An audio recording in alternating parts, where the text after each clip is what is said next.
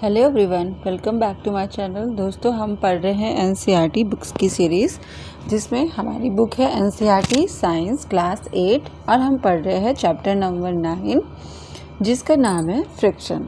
ठीक है, हम पढ़ेंगे फ्रिक्शन के बारे में। दोस्तों, हमने पहले 8 चैप्टर पढ़ लिए हैं। 8वां चैप्टर था हमारा फोर्स।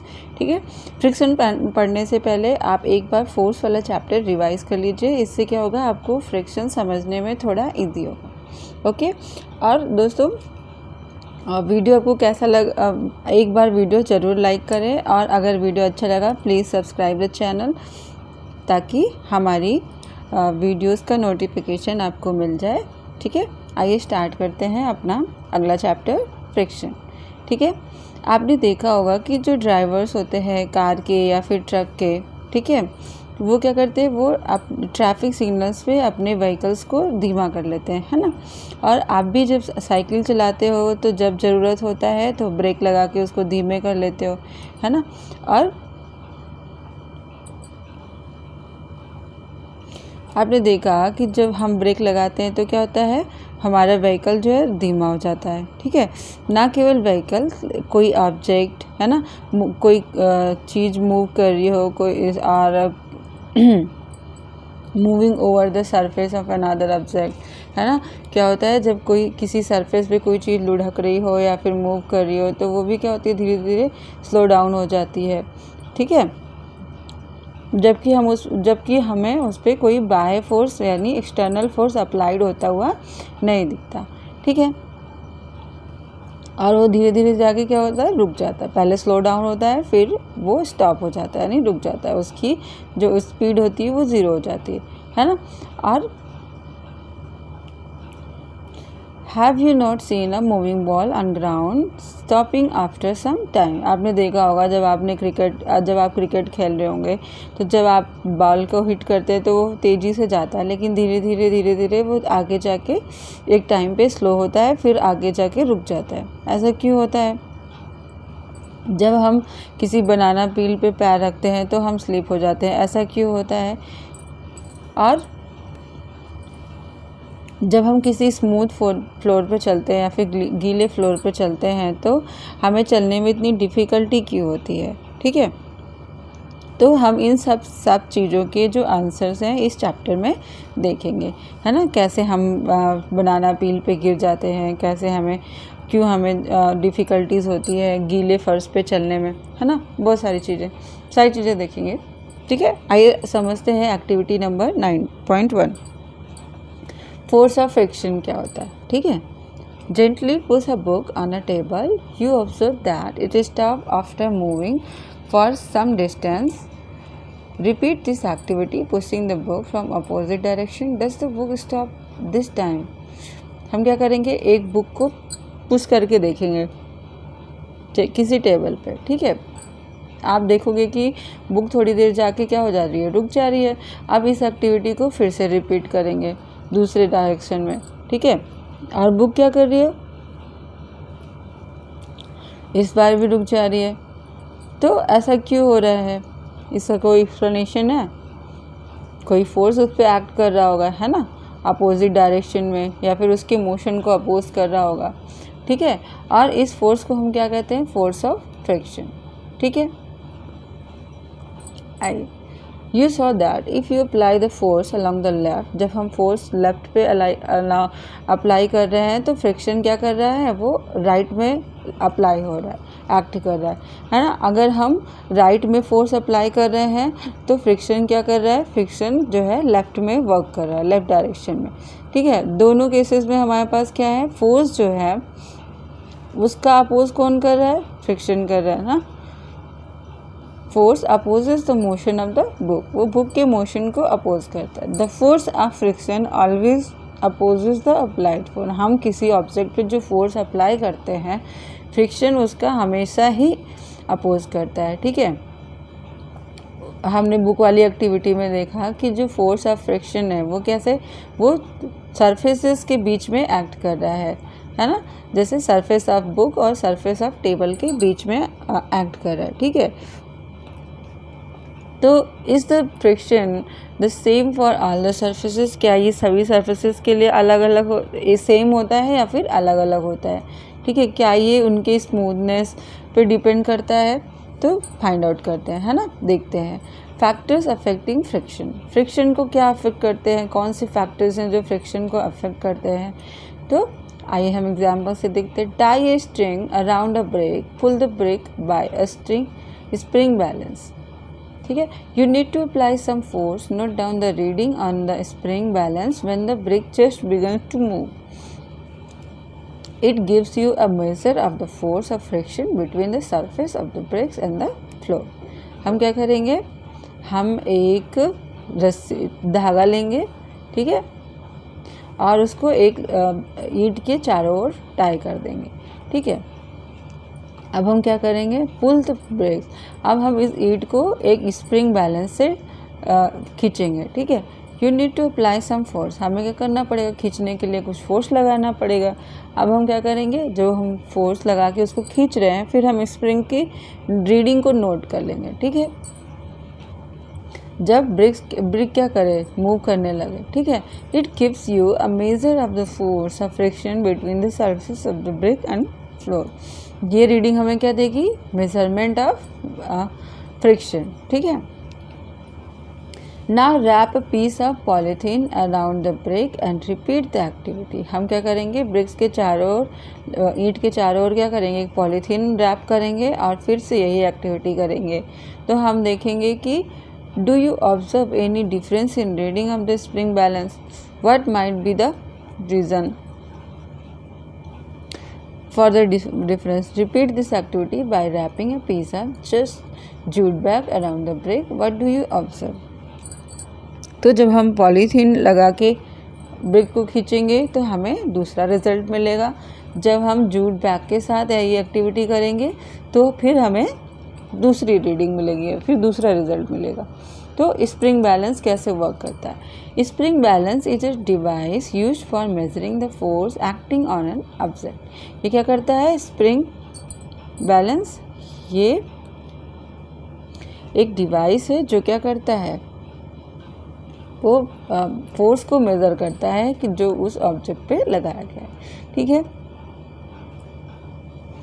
इसमें क्या होता है, एक कॉइल्ड स्प्रिंग लगा होता है ना, जो क्या करता है, जो स्ट्रेच होता है when a force is applied. जब इस पर हम फोर्स अप्लाई करते हैं तो ये स्ट्रेच होता है, ठीक है। Stretching of the spring is measured by a pointer moving on a graduate scale.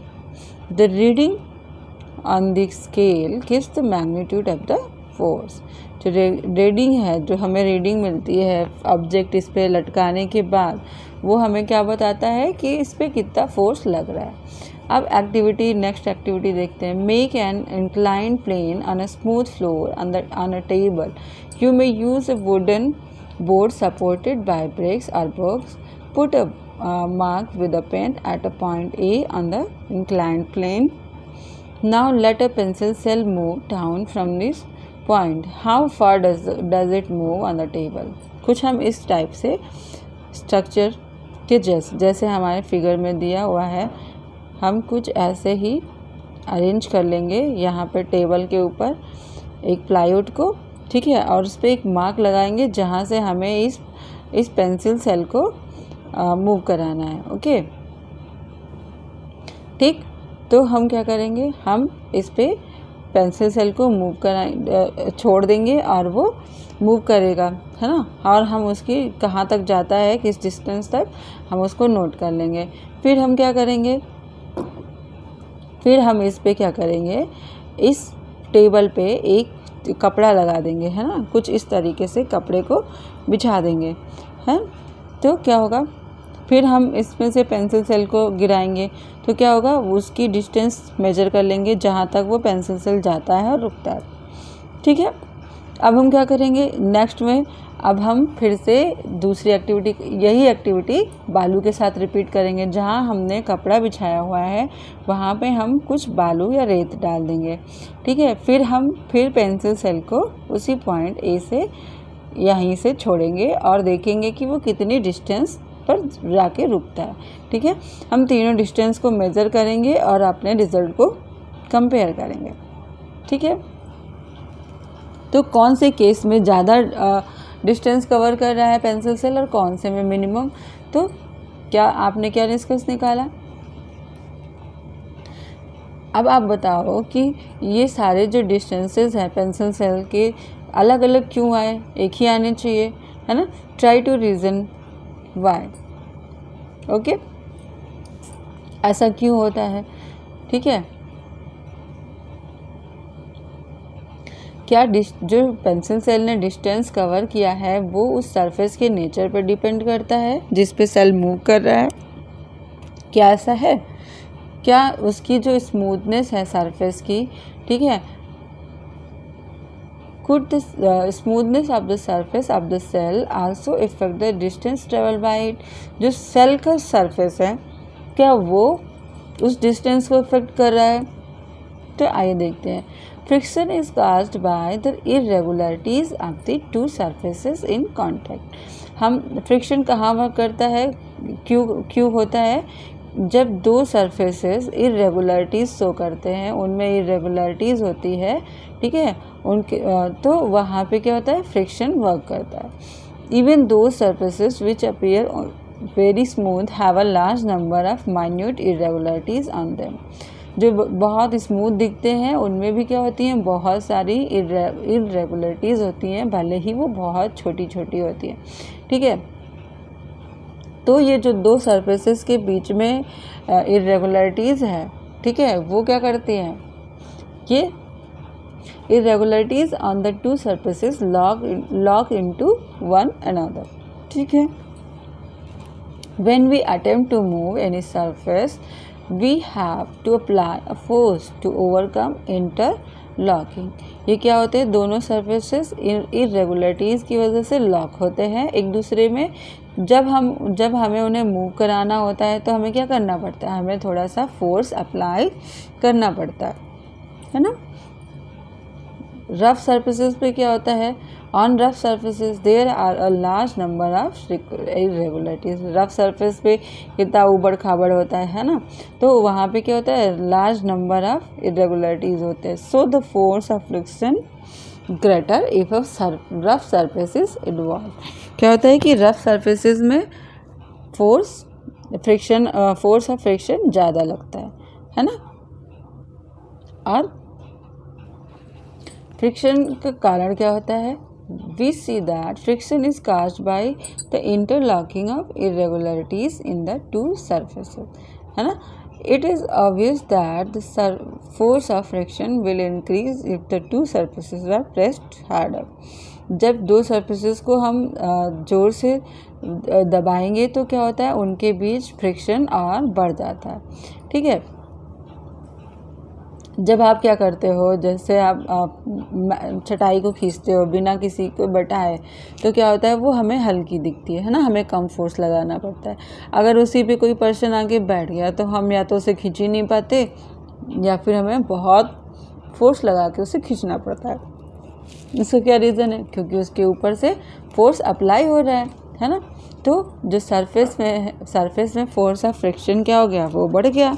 इससे क्या हो रहा है, हमें उसको खिसकाने के लिए ज़्यादा फोर्स अप्लाई करना पड़ रहा है ना। Recall your experience when last time you moved heavy box from one place to another. आपने एक हैवी बॉक्स को खिसकाया होगा इधर से उधर, है ना। अगर आपने नहीं खिसकाया तो आप इसको करके एक बार देख लीजिए। ठीक है, तो आप एक खाली बॉक्स को खिसकाइए और एक उसमें कुछ सामान भर के खिसकाइए, तो आपको उन दोनों का डिफरेंस पता लगेगा। ठीक है, the force required to overcome friction at a instant an object start moving from rest is a measure of static friction. ठीक है, on the other hand the force required to keep the object moving with the same speed is a measure of sliding friction। ठीक, the force required to keep the object moving with the same speed, वो force जो क्या होता है, जो required होता है किसी ऑब्जेक्ट को सेम स्पीड से मूव करने के लिए, उसे हम क्या कहते हैं, वो क्या है, वो स्लाइडिंग फ्रिक्शन है ना, is a measure of sliding friction. और जो फोर्स क्या होता है, force required to overcome friction at instant an object start moving from the rest। जब हम रेस्ट से किसी ऑब्जेक्ट को मूव कराते हैं तो हम इस मेजर को क्या कहते हैं, इस फोर्स को स्टैटिक फ्रिक्शन, है ना। When the box starts sliding, the contact point on its surface do not get enough time to lock into a contact point on the floor. So the sliding friction is slightly smaller than the static friction, है ना। And you find somewhat easier to move the box already in motion than to get it started। जब हम क्या करते हैं, rest की position से किसी बॉक्स को मूव कराते हैं तो क्या होता है, वो हमें उसमें बहुत फोर्स लगाना पड़ता है ना। और जब हम किसी मूव करते हुए बॉक्स को खींचते हैं, है ना, तो हमें उसमें क्या होता है, कम फोर्स लगाना पड़ता है। तो जो स्टैटिक फ्रिक्शन था वो ग्रेटर देन होता है, किससे ज़्यादा होता है। दूसरा फ्रिक्शन क्या था हमारे पास, स्लाइडिंग फ्रिक्शन, है ना। स्टैटिक फ्रिक्शन क्या होता है, स्लाइडिंग फ्रिक्शन से ज़्यादा होता है, ठीक है। या फिर in other words sliding friction वो स्टैटिक फ्रिक्शन से स्मॉलर होता है ना। अब फ्रिक्शन क्या ये ज़रूरी है, अब फ्रिक्शन अननेसेसरी एविल, ठीक है। अब इसमें देखते हैं क्या है। Recall now some of your experiences, ठीक है। Is it easier to hold a kulhar, earthen pot और ए ग्लास टम्बलर। तो हम कुल्लर को आसानी से पकड़ लेते हैं, है ना, और ग्लास के जो बर्तन होते हैं वो क्या होते हैं, वो फिसलते रहते हैं। उन्हें पकड़ने के लिए हमें ज़्यादा फोर्स अप्लाई करना पड़ता है, ठीक है। Suppose the outer surface of tumbler is greasy और has a thin layer of cooking oil. अब बताओ, अब एक तो वो टम्बलर है, फिर है ना, और वो बाहर से ग्रीसी भी है, और या फिर उस पर कोई कुकिंग ऑयल लगा हुआ है, तो would it become easier to और more difficult to hold it. अब तो ये और डिफ़िकल्ट हो जाएगा। एक तो वो कांच का पहले ही फिसल रहा था, फिर हमने उस पर क्या किया, ऑयल अप्लाई कर दिया, फिर वो और फिसलने लगा, फिर हमें उसे पकड़ने के लिए ज़्यादा फोर्स अप्लाई करना पड़ेगा, है ना। Just think, would it be possible to hold the glass at all if there is no friction. अगर फ्रिक्शन नहीं होता तो हम उसे पकड़ ही ना पाते, है ना। अब आप रिकॉल करिए, how difficult it is to move an wet muddy track और वेट मार्बल फ्लोर। क्या हम वेट मडी ट्रैक पे चल पाएंगे इजीली, या फिर हम मार्बल फ्लोर पे चल पाएंगे। अगर मार्बल फ्लोर गीला है तो हमें उसमें चलने में बहुत प्रॉब्लम होगी और पॉसिबिलिटी है कि हम गिर भी जाएं। और जो मडी ट्रैक होता है उस पे हम आसानी से चल सकते हैं, है ना। Can you imagine being able to walk at all if there were no friction. तो क्या मूव करना पॉसिबल होता अगर वहाँ पे फ्रिक्शन नहीं होता। तो ऐसा हो सकता है, आप बिना फ्रिक्शन के किसी चिकनी सतह पे चल के देखिए जहाँ पे फ्रिक्शन बहुत कम होता है, तो आपको बहुत डिफ़िकल्टी होने वाली है। जैसे केले के छिलके पे आप जब पैर रखते हो तो आप फिसल जाते हो, है ना। क्यों फिसलते हो, सोचिए जरा इसके बारे में, ठीक है। You could not write with pen or pencil if there were no friction। अगर फ्रिक्शन नहीं होता तो क्या होता, हम ना लिख पाते पेन से ना ही पेंसिल से, ठीक है। जब आपके टीचर बोर्ड पे लिखते हैं चॉक से, तो उसमें क्या होता है, ब्लैक बोर्ड और चॉक के बीच में भी क्या होता है, फ्रिक्शन होता है, ठीक है। जो बोर्ड का रफ सरफेस होता है ना, its rough surface rub off some chalk particle which stick to the board, है ना।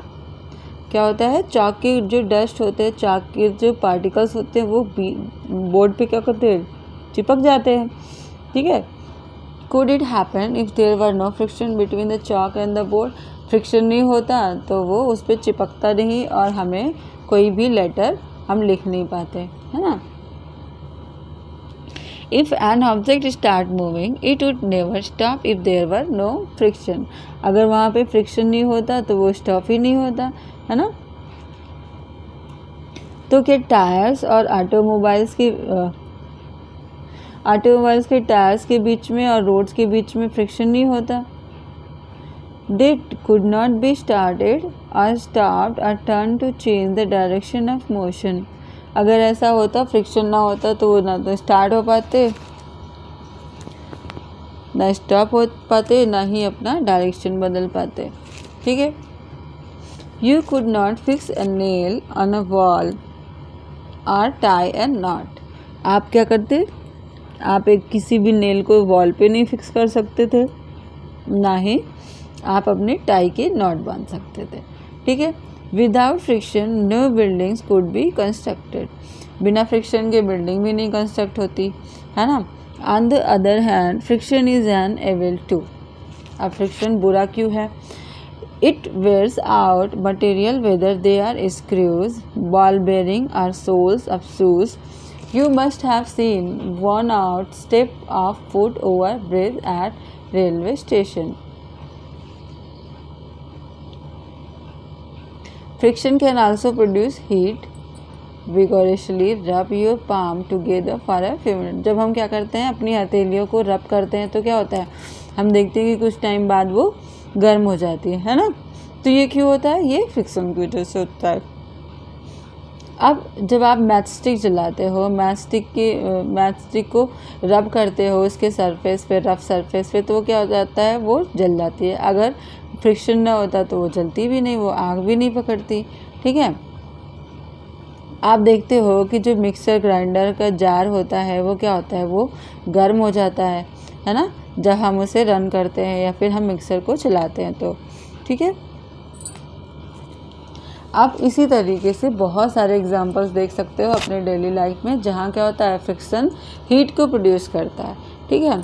अब जब when a machine is operated heat generated causes much wastage of energy. ठीक है। जब हम कोई मशीन ऑपरेट करते हैं तो क्या होता है, वहाँ पे हीट जनरेट होता है ना। और अब आगे डिस्कस करेंगे कि हम कैसे इस फ्रिक्शन को मिनिमाइज़ कर सकते हैं। ठीक है। आइए देखते हैं इंक्रीजिंग एंड रिड्यूसिंग फ्रिक्शन। एक तो हम देखेंगे कैसे इंक्रीज कर सकते हैं फ्रिक्शन को और कैसे हम इसको रिड्यूस कर सकते हैं। ओके, आइए देखते हैं। As you have seen in previous section, friction is desirable in some situation. Friction ज़रूरी होता है ना, कुछ सिचुएशंस में। Have you ever thought why the sole of your shoes is grooved, है ना। हमारे सोल में देखो नीचे कुछ डिज़ाइन बनी होती है ना। तो ऐसा क्यों होता है? It is done to provide the shoe better grip on the floor. हम क्यों बना होता है? उसको बेटर ग्रिप देने के लिए। अगर वो शू मेकर्स ऐसा नहीं करते तो हमें चलने में थोड़ी प्रॉब्लम होती। ठीक है। Similarly the traded tyres of car. अब कार के टायर्स कैसे होते हैं? उसमें भी देखो कुछ डिज़ाइंस बनी होती हैं, कुछ पैटर्न्स बने होते हैं। ट्रक्स के और बुलडोज़र के, ट्रैक्टर के जो टायर्स होते हैं उनमें भी कुछ पैटर्न्स बने होते हैं। ऐसा क्यों होता है? कुछ इस टाइप से, है ना। आपने देखा होगा बहुत सारे टायर्स को। तो ऐसा क्यों होता है? ताकि उनको रोड पे चलने के लिए या फिर ग्राउंड में चलने में ग्रिप मिले और वो अच्छे से चल पाएँ। ठीक है। We deliberately increase friction by using brakes pads in the brake system of bicycles and automobiles. तो हम क्या करते हैं? फ्रिक्शन अप्लाई करने के लिए हम ब्रेक सिस्टम बनाते हैं, है ना, बाइसिकल और ऑटोमोबाइल्स में। ठीक है। जब आप राइड कर रहे होते हैं बाइसिकल, ठीक है, तो जो ब्रेक पैड्स होते हैं वो व्हील्स को टच नहीं करते, लेकिन जब हम ब्रेक लीवर को प्रेस करते हैं तो ये जो पैड्स होते हैं वो क्या करते हैं? ये मोशन को अरेस्ट करते हैं, मतलब मोशन को रोक देते हैं। ठीक है, ड्यू टू फ्रिक्शन। ठीक। The wheel stops moving. Wheel क्या करता है? जो पहिया होता है हमारा वो मूव करना बंद कर देता है। ठीक है। और आपने कबड्डी प्लेयर्स को देखा होगा, वे क्या करते हैं? बेटर ग्रिप के लिए, अपने अपोनेंट को पकड़ने के लिए वो क्या करते हैं? अपने हैंड्स में थोड़ा सॉइल लगा लेते हैं। ठीक है। और जिम्नास्ट क्या करते हैं? जिम्नास्ट भी कुछ सब्सटेंसेस लगाते हैं अपने हैंड में, जो क्या करता है, जो फ्रिक्शन को इंक्रीज़ करता है और उनकी ग्रिप को बढ़ा देता है, उनकी ग्रिप अच्छी कर देता है, ठीक है, उनकी पकड़ मजबूत करता है। इन सब situations however friction is undesirable and we would want to minimise it. अब ऐसी कौन सी कंडीशंस है, कौन सी सिचुएशन है जब हमें फ्रिक्शन को मिनिमाइज़ करना होता है, जब हमें उनकी ज़रूरत नहीं होती। ऐसे कब होता है, जब हमें कोई वेट उठाना होता है या फिर किसी चीज़ को एक जगह से दूसरी जगह खींच के ले जाना होता है ना। जैसे हम कैरम खेलते हैं, अब कैरम की जो सरफेस है उस पर क्या होता है, उस पर फ्रिक्शन लगता है, तो हम क्या करते हैं, कैरम खेलते टाइम हम उस बोर्ड पे पाउडर छिड़क देते हैं, ठीक है। और क्या करते हैं, जब दरवाज़ा कभी कभी क्या होता है, दरवाजे में हम तेल डालते हैं। ऐसा क्यों, जब हम उस पर तेल डालते हैं तो वो जो दरवाज़ा है, डोर है, वो इजीली मूव करने लगता है, स्मूथली मूव करने लगता है, ठीक है। और जो बाइसिकल होती है ना, bicycle and motor mechanic uses grease between the moving parts of this machine. जो मशीन के पार्ट्स मूव करते हैं वहाँ पे क्या किया जाता है, ग्रीस को अप्लाई किया जाता है। ग्रीस क्या करता है, वो चिकनाहट लाता है, इससे क्या होता है, फ्रिक्शन कम होता है और मूवमेंट ईजी हो जाती है, ठीक है। In all the above cases we want to reduce friction in order to increase efficiency, है ना। When oil grease or graphite is applied between the moving part of a machine, a thin layer is formed there and moving surfaces do not directly rub against each other। क्या होता है, जब हम इन सारी चीज़ों को अप्लाई करते हैं तो ये क्या करते हैं, सरफेस और ऑब्जेक्ट के बीच में एक थिन लेयर बना लेते हैं। इससे क्या होता है, इससे जो उनके रब होने पर कोई फोर्स नहीं लगता है ना, तो फ्रिक्शन क्या होता है, कम हो जाता है, ठीक। Interlocking of irregularities is avoided to great extent. Movement becomes smooth. Movement क्या हो जाता है, स्मूथ हो जाता है, ठीक है। और जो सब्सटेंस होता है, जो the substances which reduce friction are called lubricants। वही सब्सटेंस जो क्या करते हैं, फ्रिक्शन को रिड्यूस करते हैं, उन्हें हम क्या बोलते हैं, लुब्रिकेंट्स कहते हैं, ठीक है। In some machines, it may not be advisable to use oil as lubricant, है ना। कुछ मशीनों में ऑयल को रिकमेंड नहीं किया जाता as a lubricant. An air cushion between the moving parts is use to reduce friction.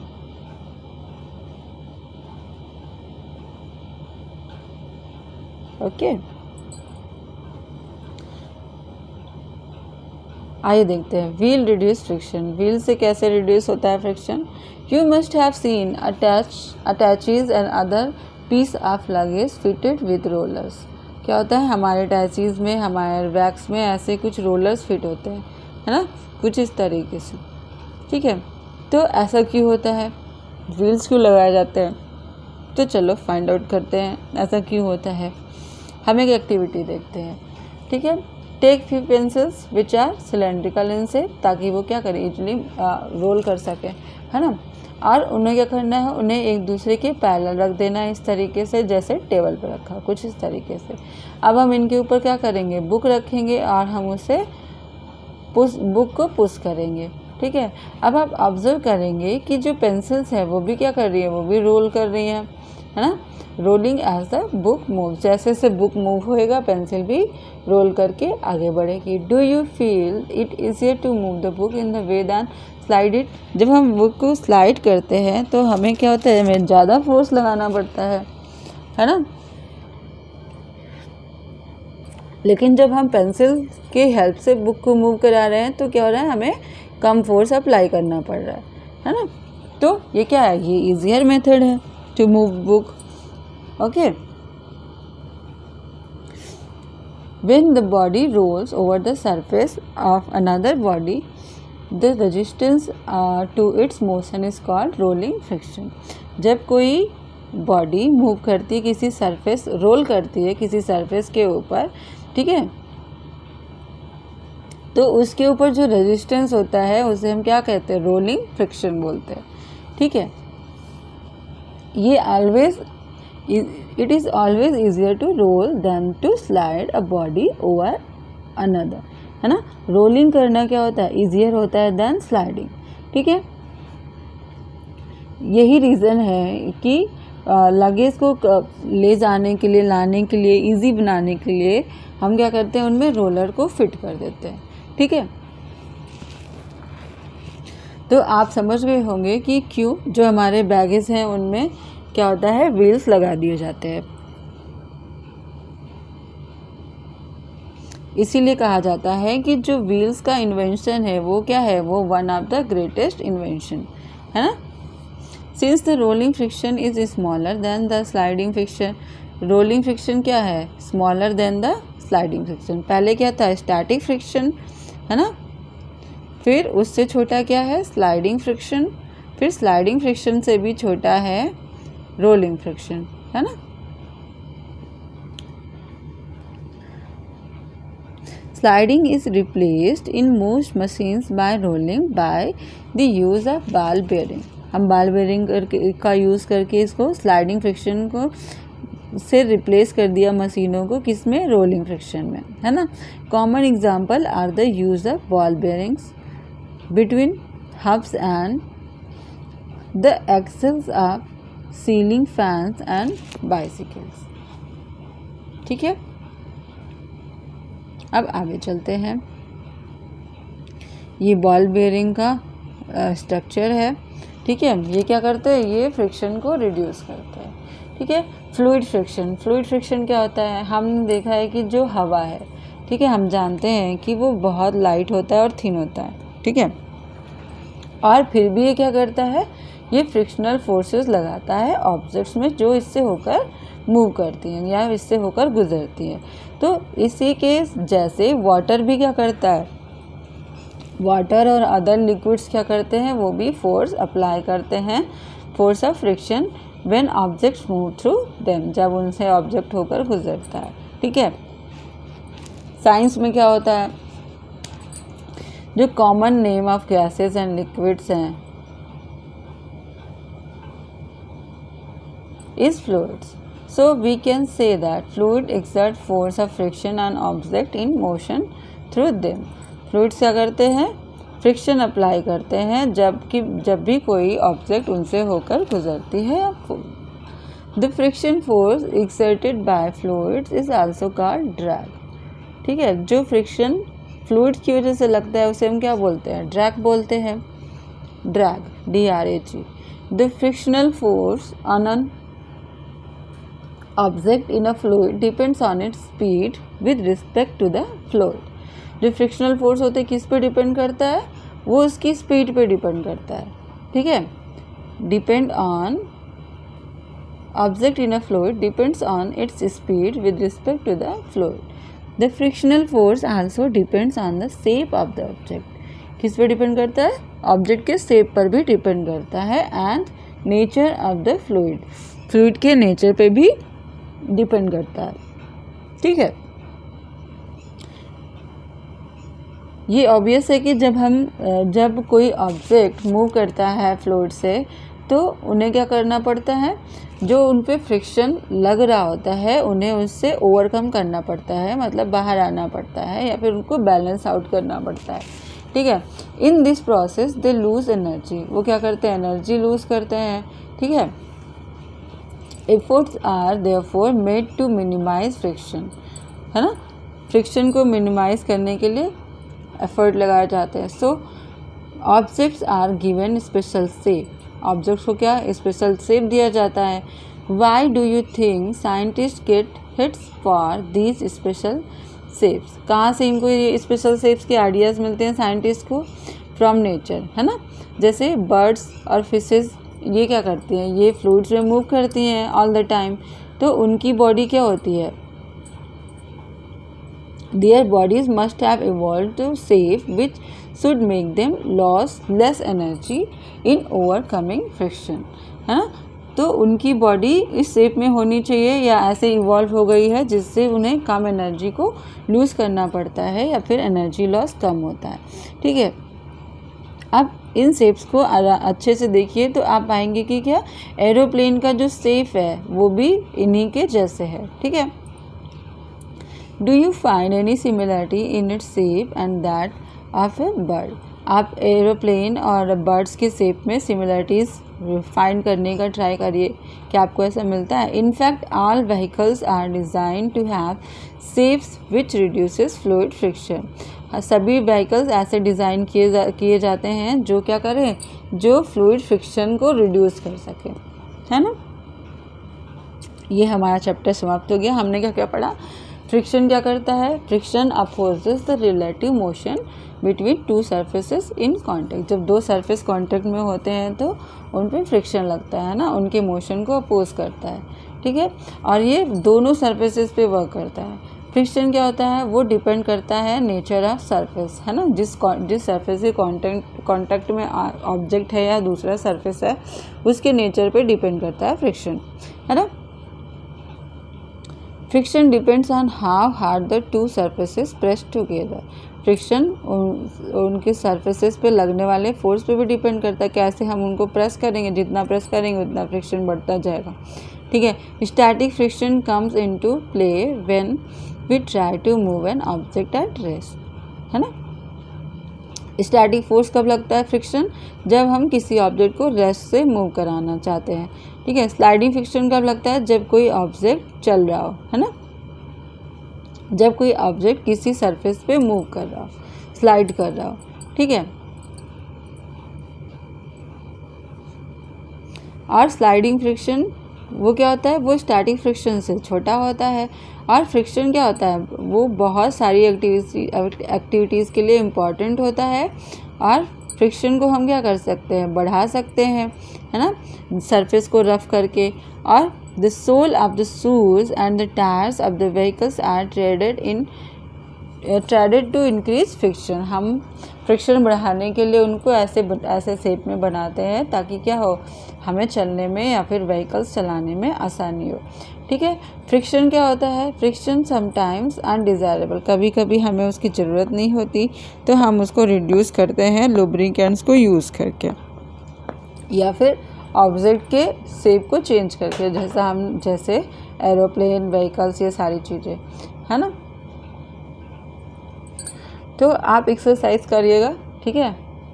Friction opposes the force between the surface in contact with each other, है ना। आप एक बार चैप्टर पढ़िएगा, फिर क्वेश्चन आंसर करने का ट्राई करिएगा, ठीक है। मिलते हैं आपसे अगले चैप्टर के साथ।